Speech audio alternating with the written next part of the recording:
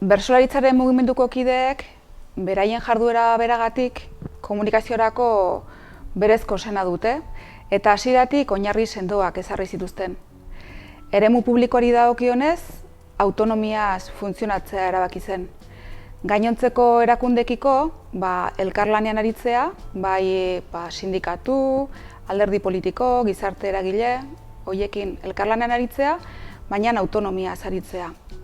Ikusgarritasunari dagokionez, hasieratik ikusi zen estrategikoa zela bertsolaritza biziberritzeko telebistan bertsolaritza eskaintzea.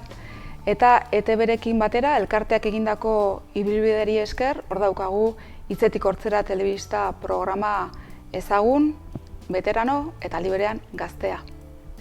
Ez da ikus-entzunezkoari dagokionez egin dugun apustu bakarra, alor estrategikoa dela sinetsita ari baikara lanean.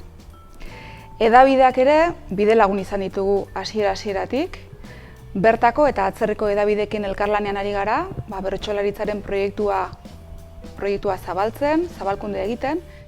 Interneterako jauzian ere apustu egin zuen elkarteak eta sarean zerbitzu anitza eskaintzen du momentu honetan eta horretarako beharrezkoak diren baliabideak jartzeko apustu ere egin du elkarteak. Bai ikus-entzunezko ekipoa sortuz eta komunikazio saila garatuz.